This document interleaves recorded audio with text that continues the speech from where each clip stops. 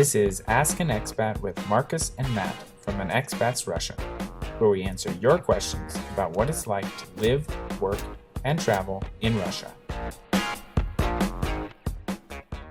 Hi everyone, welcome to this video. Today we're going to talk about the language barrier in Russia. I've met many people who've come to Russia over the years, and those who don't speak any Russian at all complain. I think it's getting a little bit better, but they usually complain that it's very hard to do anything in Russia. Everything is only in Russian, and there's a significant language barrier. In Moscow or St. Petersburg, I think there are a good number of young people who do speak English, but I can think of many instances where if you don't speak a single word of Russian, you can't read a single word of Russian, there will definitely be difficulties in your everyday life. Marcus, when I arrived in Russia to live in Russia, I knew a little bit of Russian. I could at least, read basic Russian and could say, some phrases. You came to Russia with almost zero knowledge of Russian. How would you compare the language barrier when you first arrived to once you know a little bit of Russian?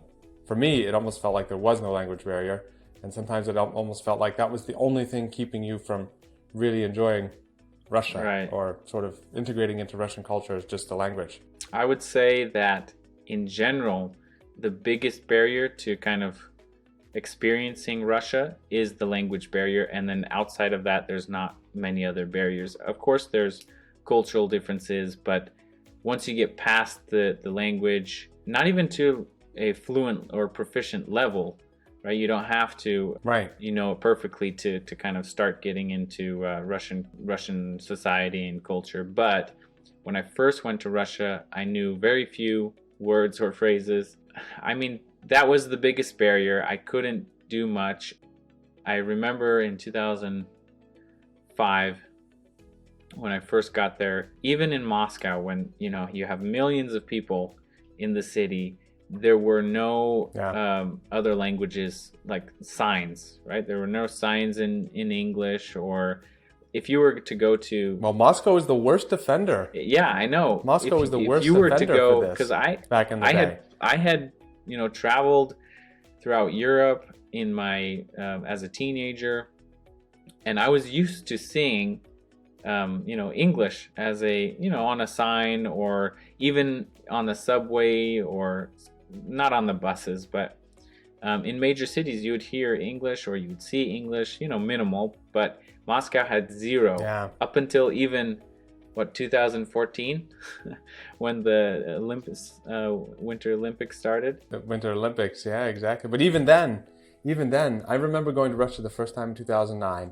and we arrived. Even the road signs coming from the airport, it was surprising to all of us. I was there on a school trip, and not a single word in English, like not even the word airport, nothing.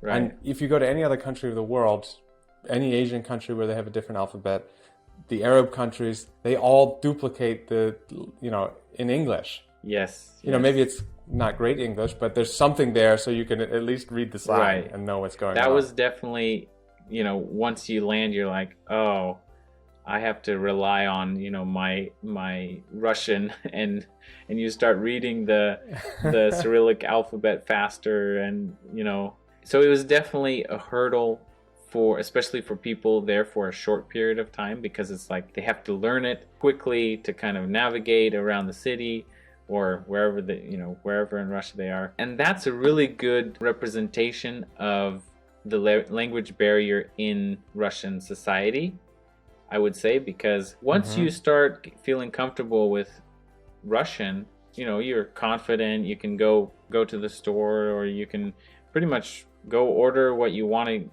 or do what you want to get done, and there's no other barrier. There you can speak to Russians, they won't. So I think in a lot of other countries, let's take China for example.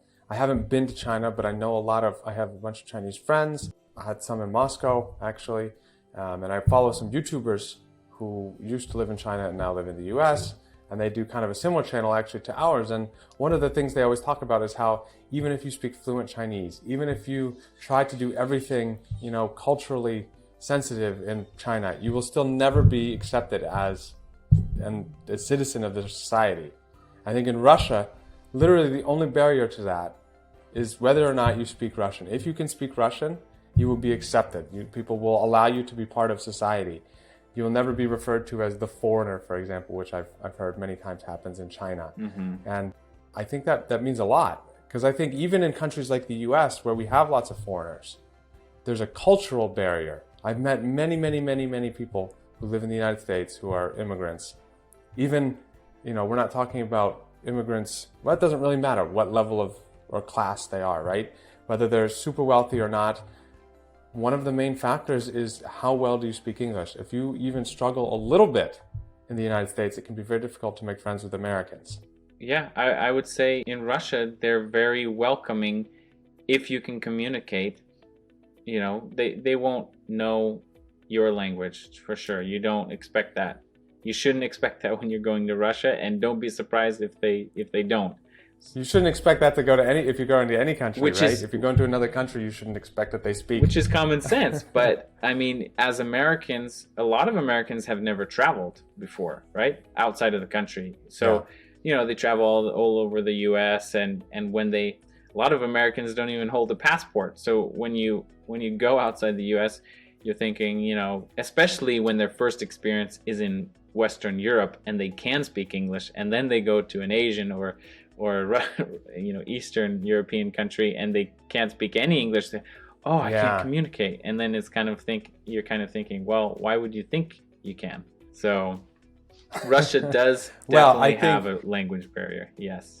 Yes, but I think that's what makes it special, because once you get through that language barrier, you have access to something that very few people in the world have access to as a foreigner. And if you're Russian, obviously you understand it, but you also view it through a different lens. When you're looking at Russian culture as a foreigner, you see it in a different way than Russians see it. And it's kind of hard to put into words, but it's special, right? That, you've learned a language to a degree to which you can actually understand and communicate and be part of a different society. Well, think of your experiences on the train, in public. Well, when you were learning Russian, at least for me, I was struggling to say something to somebody, and they would be interested in hearing from a foreigner what he wanted, what he needed. Not all the time, but it was kind of something interesting that Russians, they're kind of curious and they want to know. They'll ask you about, where are you from? What's it like? Is Russia, why would you come to Russia? So on one hand, Russians are they're welcoming through their curiosity, because they want to know. If you speak some Russian, they'll ask you a bunch of questions. But then on the other hand, if you know some Russians, you can kind of start to get into the culture. And so I think really is, if you are going to Russia, the key of experiencing it is to, put some effort into learning some Russian. Right. Well, we did another video where we said if you want to go to Russia, you need to learn Russian.